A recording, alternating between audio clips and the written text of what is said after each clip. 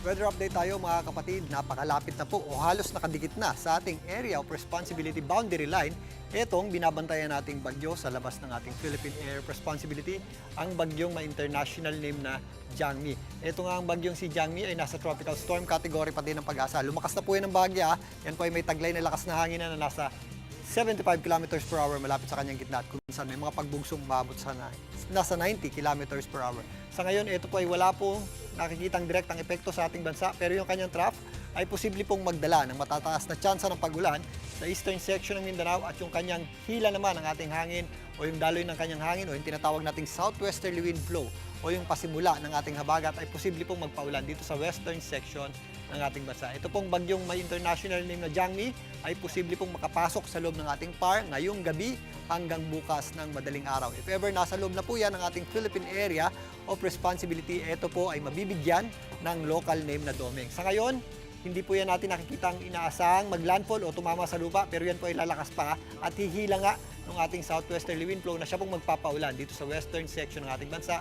At if ever mas lumakas pa po yan ng kaunti, yan po ay magiging habagat na po sa susunod na linggo. Magpapaulan po yan dito sa western section ng ating bansa including Metro Manila. Pero sa ngayon, matinding init at alinsangan pa rin po ang ating aasahan sa natitirang o sa malaking bahagi ng ating bansa maliban lang sa mga areas ng eastern Mindanao. Diyan po ang areas ng Caraga at Davao Region. Possible po yung ating mga thunderstorms yan dulo sa trough nitong ating binabantayang sama ng panahon.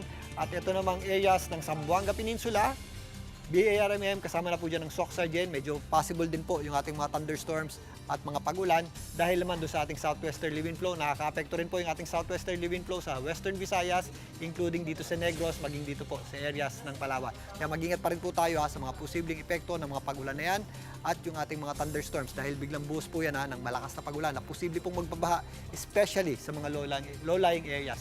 At kung mapapansin nyo dito sa ating rain map, yung ating bulto ng mga kaulapan at mga pag-ulan na associated dito sa tatawagin natin bagyong Domeng ay hindi po aabot sa anumang bahagi nating bansa. Pero yung ating indirect effect, magdadala po ng mataas na tsansa ng pag-ulan. Yan po yung pag-enhance ng ating habagat o southwest monsoon, particularly sa western section ng ating bansa, including Metro Manila po. Yan po ay sa darating na susunod na linggo, maaaring sa Lunes hanggang sa Tuesday, mas tataas na po yung ating mga pag-ulan dito sa areas ng Metro Manila, maging dito sa western section ng Central Luzon at western section ng Calabarzon area. Pero sa ngayon, sa kabila po ng mga pag-ulan at thunderstorms na ating nararanasan tuwing hapon at gabi, 26 na probinsya po ang itinas ng Pag-asa o idineklara ng Pag-asa na nasa ilalim ng drought condition. Ibig sabihin po niyan, below normal po yung ating nakukuhang pag-ulan in the past 3 months. Kasama po dyan ang Metro Manila, Ilocos Norte, Ilocos Sur, La Union, Pangasinan, Abra, Apayao, Kalinga, Mountain Province, Ifugao, Benguet, Isabela, Nueva Vizcaya.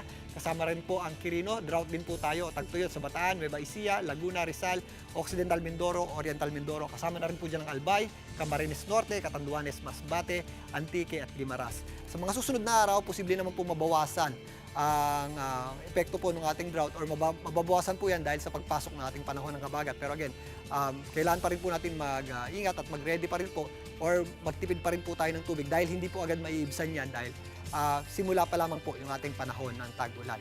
At dito nga sa malaking bahagi pa rin ng ating bansa, mapanganib na heat index pa rin po ang ating aasahan. Bukas nga posible po yung umabot sa hanggang 47 degrees Celsius. May areas po ng Kasiguran Aurora.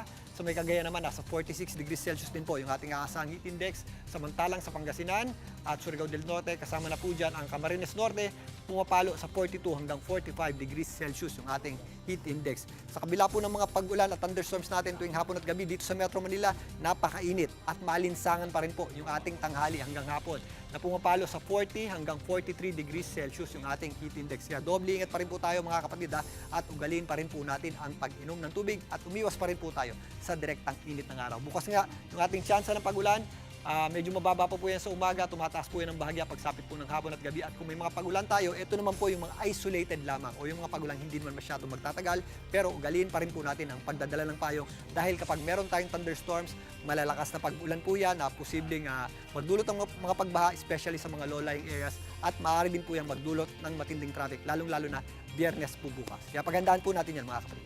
At yan muna latest sa ating lagi na panahon. Muli ako po ang inyong weather frontliner, Alvin Pura, lagi may panahon para sa iyo. Mga kapatid, Julius Babaw po. Para sa komprehensibo at makabuluhang balitaan at talakayan, mag-follow at mag-subscribe na sa social media pages ng News 5.